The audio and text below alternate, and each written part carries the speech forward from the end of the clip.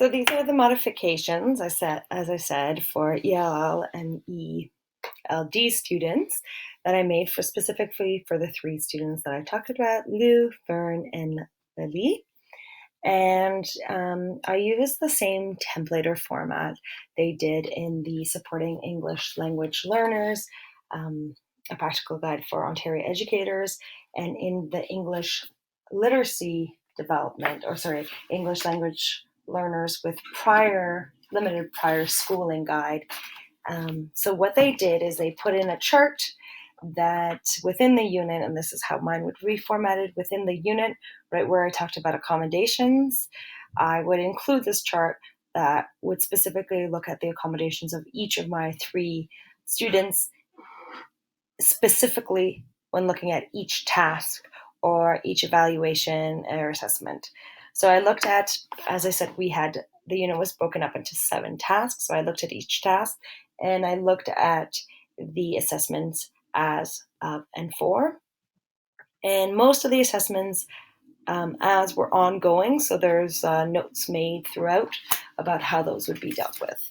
So let's start with the beginning.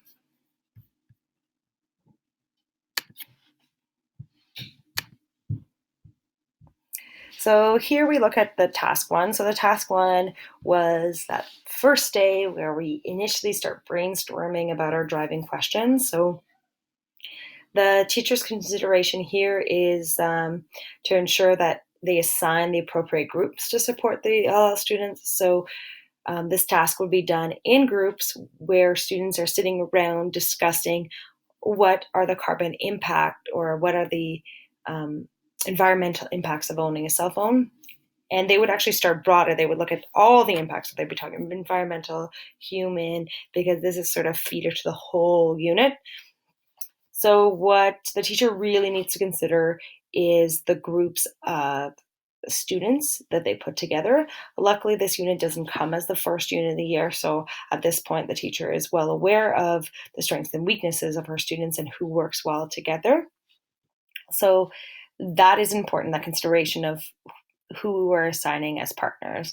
You have to make sure with ESL or ELD students that they're really getting the appropriate support from their partners or their teammates, that you wouldn't be assigning students that either culturally wouldn't be getting along or students that you've noticed to have less tolerance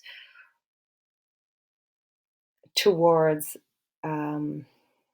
students of different backgrounds. And you'd want to make sure that people that can work together are supporting and not mocking students who maybe are not using the appropriate language or pronouncing things the right way. So you really want to ensure that you're supporting with the partnerships that you're creating. Also, a conversation with the class if you're noticing any bigot behavior or behavior of mocking in terms of tones, making fun of people's accents. These things really do need to be addressed really early on to create a supportive environment for your ESL students. So now let's look at this actual task. So for Lily, who's our beginner ESL student, as we said, she's a step 1. When she's doing this brainstorming, as I said, orally, she would probably not have a hard time communicating. She might lack some of the terms, so she is always allowed to use a first language dictionary to translate the words. Instead of just a dictionary, when I use the word dictionary, it means she could have like an iPad app that she's using to translate terms that she might not be able to know the appropriate word, especially when we're talking about environmental causes. She might not know how to say, human impact or environmental impact in English, so she could translate those words. The program that she would be using on the iPad can speak the words out to her or just in written form say it in her home tongue and she would be able to read it out.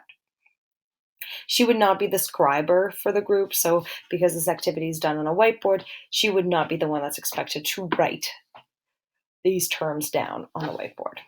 If she wants to, she's encouraged to do so, but that would not be an expectation. For Fern, because she is extremely shy, the partnerships would be with her close friends. That way we know that she'll be more apt to speak And I would encourage her to write at least 2 things down on the whiteboard. So she can take her time, she can use symbols or pictures on the board to represent aspects, but she'd be encouraged to actually participate in the scribing. And for Liu, he wouldn't need any further differentiating. I believe he would be able to, as long as he's in a supportive group, participate in this task without any modifications. So then we're moving on to task 2. So now task 2 goes deeper into the materials the cell phone is composed of, and that's where we kind of have to stop. And there's going to be a lot of directed lessons here where we learn about the periodic table, the different forms of matter, nomenclature, chemical properties, chemical reactions. So with all of these directed lessons, this is where these modifications that I'm looking at here for task 2 are the ones that would be supporting the directed lessons that a teacher is given. So Lily has a strong science background or knowledge. She's shown strengths already in the science aspect. So we're really trying to use the scientific strength to build up her language proficiency. So we would encourage her to really build up her reading and writing because we know orally she's okay. So I would try to get her, I would give her notes for all of these directed lessons that are using a much simpler English. She would be allowed to she'd be allowed to use any translation device, so the iPad with the translation software or her dictionary to translate terms for herself. She'd also be encouraged to make a sheet, and a sheet would be available for all the students in the class to write down terms that they've never been exposed to before and what they mean. And that's something that would support all the students in the class. It wouldn't be specific to the ELL students, but it is definitely something that is needed for the ELL students.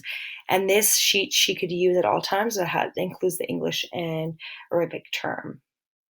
And again, she'd be encouraged to use symbols or sketches to represent a certain process. But when we're talking about nomenclature, luckily science, there's a lot of definitions for sure, but there's a lot of visual representation. Like when we're talking about the periodic table, you don't really need a strong language knowledge to realize what those components are on the periodic table, or how atomic structures look with, like, the core nucleus and the electrons around the outside. Chemical properties as well. Once you sort of look at those terms, like, solids, liquids, and gases, you don't need a very strong language component. There's a lot of sort of formulas or math aspect to it.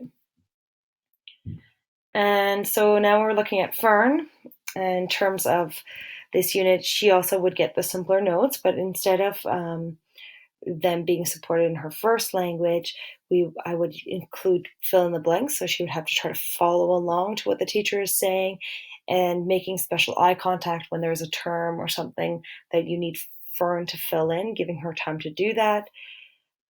That would help her have to focus in on the lesson, listen to it a little bit more, and get those terms down. Again, she would be given the same sort of sheet with terms that she's never met before, and the teacher would pause with any terms that the students haven't been introduced to before and give them enough time to write them down. That's sort of part of the lesson already, but that would be especially required when you have ELL students in the classroom. Again, a lot of the assigned work would be given in partners when we're talking about Fern, so that she has somebody to support her in both the reading and writing. Lily as well would be assigned a partner when doing any of the sort of sit down work.